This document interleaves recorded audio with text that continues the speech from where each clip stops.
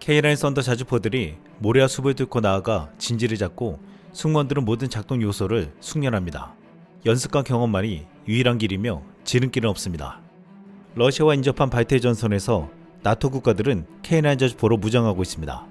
현재 200문 이상을 인도받은 폴란드는 이들 국가의 선봉장으로 열띤 훈련을 펴고 있습니다. 포병 로켓군 훈련 마스25에서는 K9 자주포가 동원되어 실제 유사 조건에서 사격을 하고 부대 간 협동 작전을 펼쳤습니다.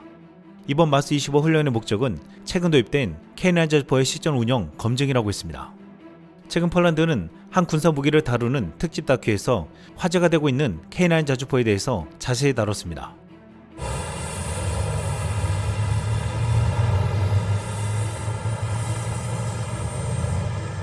Jesteśmy w trakcie realizacji zadań ogniowych z armatohaubicy K9 Thunder. K9 jest to haubica samobieżna, jest to haubica produkcji południowo-koreańskiej. Donośność strzelania z K9 maksymalna to jest do 40 km. Jest to na tyle nowoczesny sprzęt, na tyle komfortowy, że pozwala nam realizować różnego rodzaju zadania. Jest wyposażony w system zarządzania, kierowania ogniem, system Topaz. Jest to jeden z nowocześniejszych systemów do zarządzania ogniem na polu walki.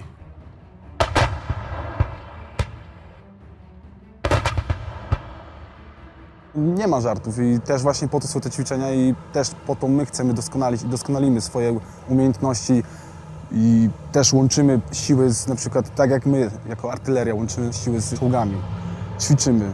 Musimy po prostu pokazać się z jak najlepszej strony i pokazać też, że jesteśmy gotowi na wszystko. To trzeba lubić, to jest coś, co nie każdy, powiedzmy, jest w stanie sobie poradzić z tym.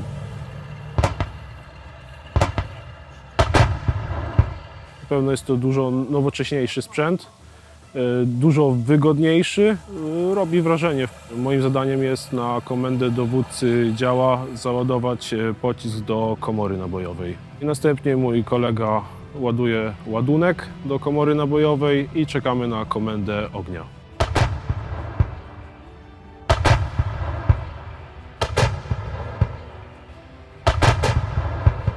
이제 유럽뿐만 아니라 K9 자주포는 중동과 아프리카를 넘어 호주에서도 주목을 받고 있습니다. 최근 이집트에서 사막형 K9 자주포가 최초로 선보여 화제가 되었는데 지난 3일에는 호주에서 호주형 K9 자주포 에이스9 헌츠맨의 첫 실사격이 있었습니다. 호주 남부 빅토리아주 푸카푸냔에서 드넓은 대륙을 울리는 역사적인 첫 포성이 울려 퍼졌습니다. 호주 육군이 드디어 대한민국 K9을 기반으로 한 에이스9 헌츠맨 자주포의 첫 실사격을 실시한 것입니다. 이 순간은 단순한 시험 사격이 아니라 호주 포병 전력이 새로운 세대로 넘어가는 전환점을 의미한다고 했습니다. 이번 실사격은 호주 포병학교와 왕립호주 포병대 사연대가 함께 진행했습니다. 에이스9 헌츠맨이 호주 본토에서 사격된 건 이번이 처음인데 장병들은 새로운 사격 절차, 기동 워크플로우, 그리고 디지털 사격 통제 시스템을 실전 환경에서 처음으로 검증했습니다. 호주는 이 훈련을 통해 이제 우리 포병은 완전히 새 시대에 들어섰다라고 선언했습니다. 2021년 호주는 에이스9 30문과 에이스10 15문을 도입하는 약 10억 호주 달러 규모의 초대형 K 디펜스 계약을 체결했습니다. 그 배경에는 인도태평양 안보 환경 변화가 자리하고 있었습니다. 중국의 군비 확장, 주변국의 장거리 타격 능력 강화, 그리고 오커스 체제 속에서 호주가 맡아야 할 역할이 커지면서 호주는 기동성이 뛰어난 장거리 정밀화력을 반드시 확보해야만 했습니다. 에이스9은 바로 그 요구에 정확히 맞아떨어지는 책이었습니다. 이번 에이스9 헌츠맨의 첫 실사격을 가장 주시하는 나라는 중국입니다. 호주는 중국과 충돌이 가능한 북부 전력 환경을 강화하면서 K9 자주포를 도입했습니다. 호주의 북부 지형은 공과 먼지, 습도 변화가 심하고 장거리 기동이 필수적인데 K9은 이미 중동 사막 환경에서 사용할 수 있게 만든 자주포라 도입하는 것이라고 했습니다. 이번에 이집트에서 공개된 이집트형 K9 사막형이라고도 불리는 K9A1 EGY는 엄청난 의미를 지니고 있습니다. 최초로 한국산 엔진을 장착한 K9 자주포이기 때문입니다. 이집트는 한국의 한국산 엔진을 개발할 때까지 1년의 시간을 기다려 주었습니다. 국내에서 개발된 국산 엔진은 2023년 하반기부터 2024년 12월까지 이집트 등 중동 국가를 포함한 국내외의 사막, 산악 등 다양한 주행 환경에서 만 킬로를 주행하는 내구도 테스트를 성공적으로 완료했습니다. 이로써 테스트한 국산 엔진은 K9 자주포에 요구되는 성능 및 최대 출력, 운영 요건을 모두 충족시켰다고 했습니다. 지난 11월 중국 텐센트에서는 주문이 쌓이고 끊임없이 반복 작업이 진행되는 가운데 K9 자주포의 진화 과정을 살펴보겠습니다. 라는 제목의 기사가 게재되었습니다. 여기서 이번에 이집트에 선보인 최초의 한국산 엔진을 단 K9의 수출에 대한 놀라운 전개를 예상했습니다. 이 기사에서 이렇게 분석했습니다. 사우디아라비아에 K9을 판매하려는 실패한 시도가 재개되었습니다. 이전에는 독일산 디젤 엔진에 대한 금수 조치로 중단되었지만 이제는 국내 옵션이 있습니다. STX는 SMV1000 엔진을 개발하고 생산할 것입니다. 하나는 2024년 9월 사우디아라비아에서 시연을 실시했고 2개월 후 사우디 국가방위군 대표단이 한국을 방문하여 2025년 3월 협상이 재개되었습니다. 캐나다는 또 다른 잠재적 고객입니다. 2025년 4월 하나는 캐나다의 자주포 현대화 프로그램에 대한 정보 요청에 응답했고 한대로 캔색 전시회에 참가했습니다. 스페인과의 협상은 2025년 9월에 시작되었습니다. 마지막으로 미국이 있습니다. 2024년 11월 K9 K10 체계는 한국 안흥 시험장에서 미국군에 시범을 보였고 하나는 2026년 3분기에 애리조나 유마 시험장에서 자주포 성능 시험 및 평가 활동에 참여할 예정입니다. 하나가 미국 시장을 석권한다면 큰 돈을 벌게 될 것입니다. 이 중국의 분석은 급히 돌아가는 한국의 수출 진행 상황과 놀라운 계획을 보여주었습니다. 이집트는 전략적 지리적 이점을 활용해 사우디아라비아뿐만 아니라 아랍에미리트, 카타르 등 인근 국가로 한국산 무기 수출을 확대할 수 있는 거점이 될 것으로 기대되고 있습니다. 특히 과거 독일의 수출 제약으로 K9 도입이 무산된 국가들에게 새로운 대안이 될 수 있다는 점에서 주목받고 있습니다. 사우디에서는 조만간 K9 자주포 성능 시험이 진행될 예정이고 1차적으로 200문 정도를 도입할 것으로 예상하고 있습니다. 사우디에 이어 지난번에 무산되었던 UAE도 다시 도입 협상을 시작할 것으로 알려졌습니다. 이미 K2 전차도 국산 파워팩 개발이 끝나면서 지난 아덱스 2025 방산 전시회를 계기로 사우디아라비아, 아랍에미리트, 이라크 등 3개국이 동시에 흑별전차 도입을 위한 본격적인 협상에 착수했다는 소식이 전해진 바 있습니다. 최초 800대 이상의 대규모 물량이 예상되는 이번 협상은 K방산 역사상 최대 규모의 중동 수출로 기록될 가능성이 높아 보이고 있습니다. K9 자주포에 이어 K2 전차까지 K방산의 중동 진출이 새로운 전환점을 맞이하고 있습니다. 이 전환점의 핵심은 국산화였습니다.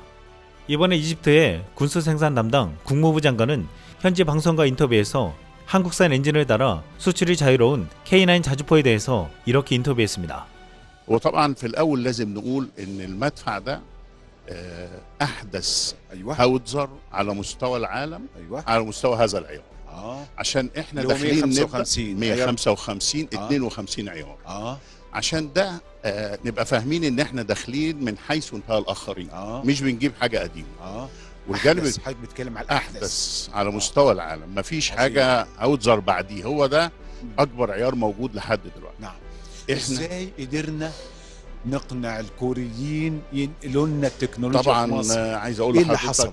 هم ما اقتنعوش ولا وافقوا الا لما عدوا في مصانعنا وشافوا امكانياتنا وشافوا ان احنا نقدر نطلع هذا الموضوع وهم متابعين معانا كل حاجه الكواليتي وطريقه الانتاج والمعدات الجديده اللي دخلت يعني حقيقي في ناس كتير قوي بذلت مجهود قبليه عشان خاطر نقدر نصل لهذا الموضوع لكن اللي اقدر اطمن حضرتك واطمن كل المواطنين ان احنا بنعمل على ان يبقى لينا صناعه قويه تطلع منتج يحمي بلدنا واحنا زي ما فخامه الرئيس قال احنا عادلين في شغلنا احنا ما لا نجور على احد احنا نحمي ارضنا نعم. وكل ما كان عندنا سلاح يحمي كل ما كنا قدرنا ننمي ونكبر ونقدر نشتغل. نعم.